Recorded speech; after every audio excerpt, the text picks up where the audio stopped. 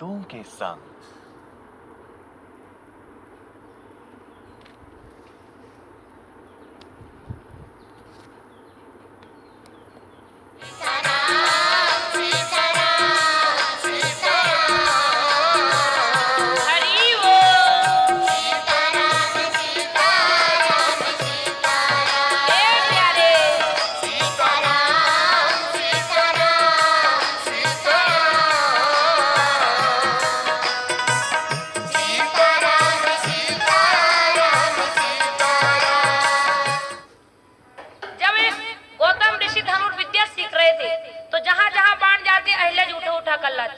तो एक दिन बड़ी तेज धूप तप रही थी। अहिल्या जी वृक्ष की छांव में बैठ गई।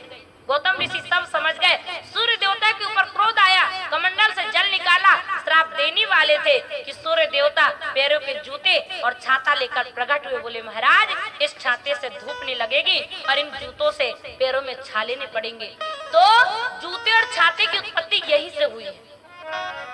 तो इनकी पुत्री है मंजना, जो श्री हनुमान जी महाराज की माँ है, और एक पुत्र है सतानंद जी महाराज, जो राजा जनक जी के राजगुरु हैं। तो जो अनुचित कार्य देवराज इंद्र ने किया, जो करने योग्य कार्य नहीं था, जब वह कार्य देवराज इंद्र ने किया तो गौतम ऋषि ने अहिल्या को भी श्राप दिया और इंद्र को भी श्राप दिया। ठीक इसी प्रकार से ब्रह्मा जी ने इंद्र को श्राप दिया कि पहले इंद्र का पद बदला नहीं करता था, लेकिन ब्रह्मा जी ने श्राप दिया। बोले इंद्र, आज से तेरा पद बदला करेगा। तो जिस प्रकार से सरपंच का पद बदलता है, जिस प्रकार से विधायक का पद बदलता है, जिस प्रकार से पीएम का पद बदलता है, ठीक इसी प्रकार से तब से इंद्र का पद भी बदलने लगा। और ब्रह्मा जी ने अहिल्या को श्राप दिया कि पहले संसार की माता बहनें सुंदर नहीं लगती थी, लेकिन ब्रह्मा जी ने श्राप दिया। बोले अहिल्या, तेरी सुंदरता जो है संसार की माताओं बहनों में बट जाएगी। तो तब से संसार की माता बहनें सुंदर लगने लगी। इसलिए दोहा आया है, चौपाई आई है, नारी नयन सरे जाहि न लागा। तो आज विश्वामित्र जी ने सारी कथा राम जी को सुनाया और जो शीला के हृदय अंदर जो अहिल्या की जीवात्मा थी, वह प्रभु से प्रार्थना करने लगी। और अहिल्या कहती, बोले राम जी, कौशल्या के घर के उजाले बता, उजाले बता, मेरी किस्मत जगाने में क्या देर है, क्या देर है।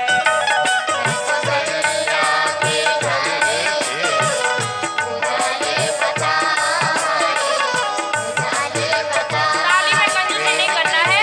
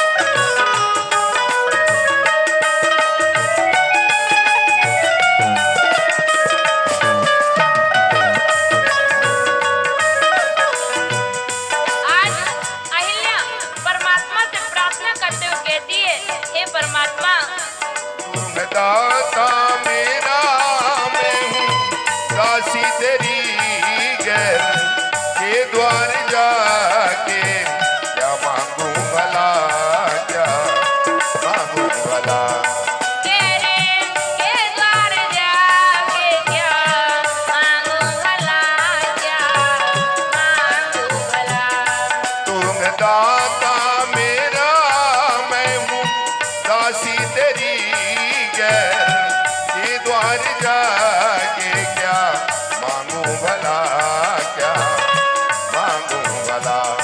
सैकड़ों की भरी झोली यहाँ आपने झोली, यहाँ आपने मुझको देने दिलाने में क्या देर है, हाय क्या देर है। सैकड़ों की सभी गाइए। झोली यहाँ आपने झोली, यहाँ आपने ए प्यारे मुझको देने दिलाने में क्या देर है, हाय क्या देर है। कौशल्या के घर के उजाले बता है, उजाले बता मेरी किस्मत जगाने में क्या देर है, हाय क्या देर है। मेरी किस्मत जगाने में क्या देर है, हाय क्या देर है।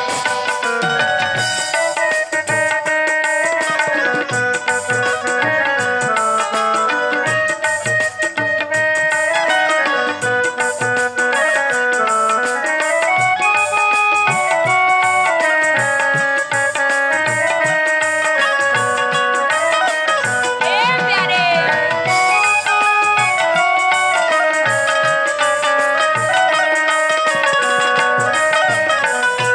आज महिला बड़े प्रेम से भाव से परमात्मा की प्रार्थना करते कहती है, बोले हे परमात्मा आइए आइए शौक से बैठिए, यह अदब की जगह है, अदब कीजिए, है अदब कीजिए।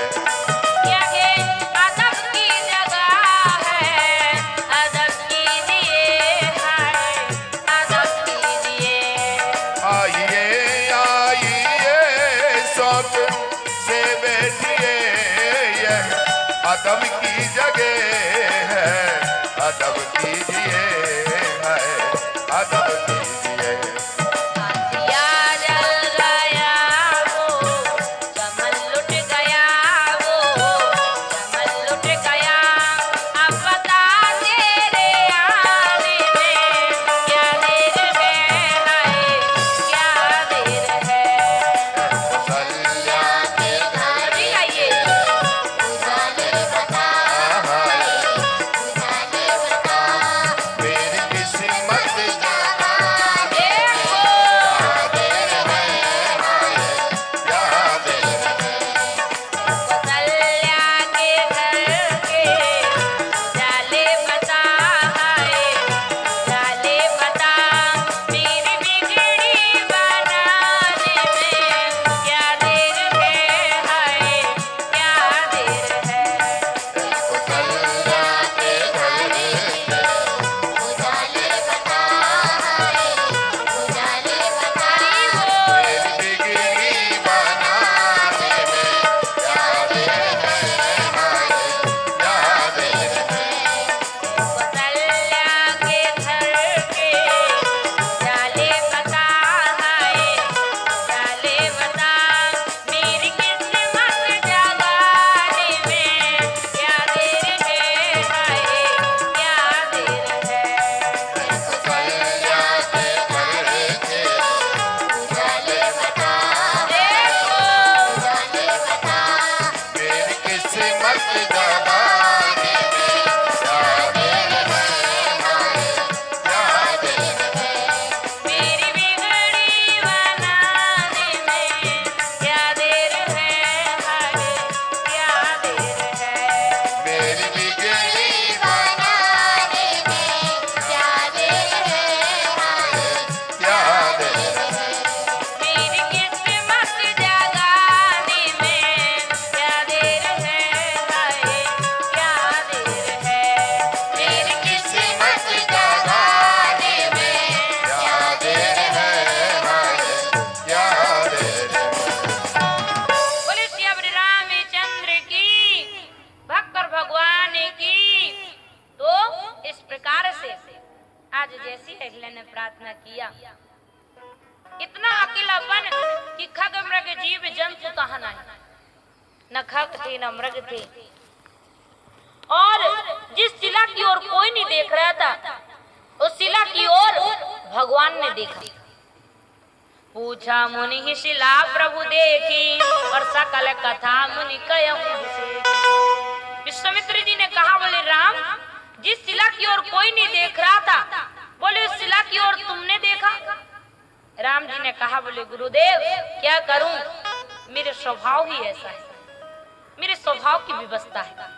कैसा स्वभाव? बोले जिसकी ओर कोई नहीं देखता उसकी ओर मैं देखता हूँ। अच्छा अच्छा, बोले करुणा करना चाहते हो? करुणा जाग गई मन में। बोले ना, करुणा नहीं करना चाहता। बोले फिर? बोले अपने भक्त के ऋण से उरीन होना चाहता हूँ। बोले प्रभु आपके ऊपर भी ऋण रहता है? हाँ। बोले मैं अपने भक्त के कर्ज से, हमारे ऊपर भी भक्तों का कर्ज रहता है, क्योंकि जिनसे लेन देन चलेगा उन्हीं से तो कर्ज होगा। क्योंकि ज्ञानी कहते हैं कि कछु लेना ना देना मगन रहना, तो बोले हम कहते हैं कि तुम अपने में मगन रहो, तुम्हें हमसे कुछ लेना देना नहीं, हमें तुमसे कोई लेना देना नहीं। लेकिन भक्तों से हमारा लेना देना चलता रहता है। अच्छा, तो बोले यहाँ पर किस भक्त के ऋण से उरीन होना चाहते हैं? राम जी ने कहा, बोले गुरुदेव एक भक्त हुए प्रहलाद, उनके पिता हिरण्यकश्यप। हिरण्यकश्यप ने कहा, बोले भगवान कहाँ? प्रहलाद जी कहते हैं सब ठाव, सब जगह।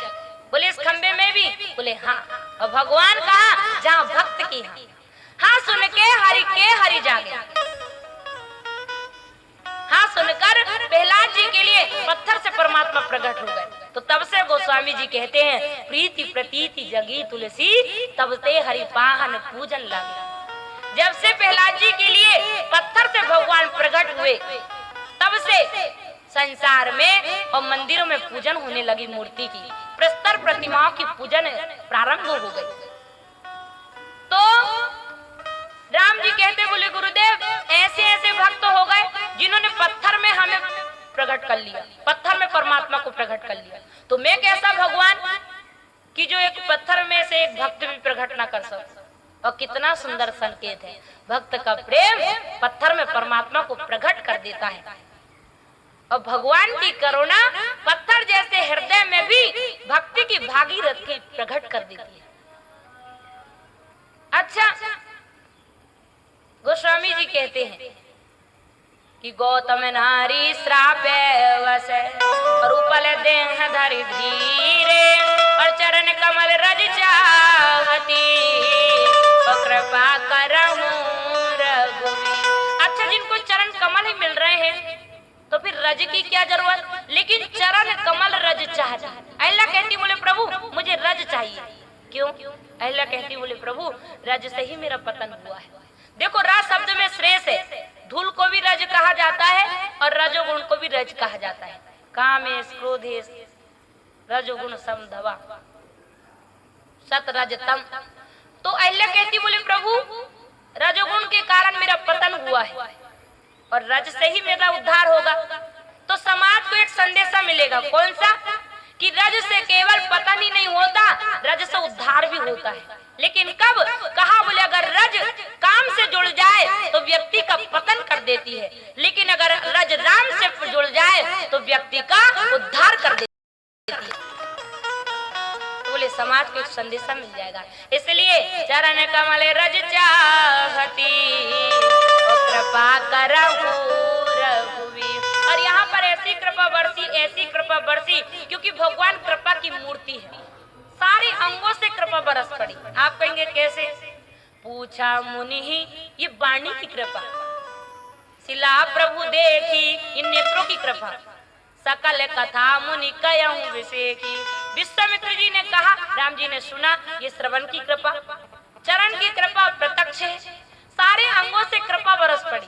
और अहिल्या तो तब की पुण्य प्रकट हुई, हाथ जोड़कर खड़ी हो गई, प्रार्थना करने लगी, बोले प्रभु मैंने आपका स्वभाव देख लिया। कैसा स्वभाव है?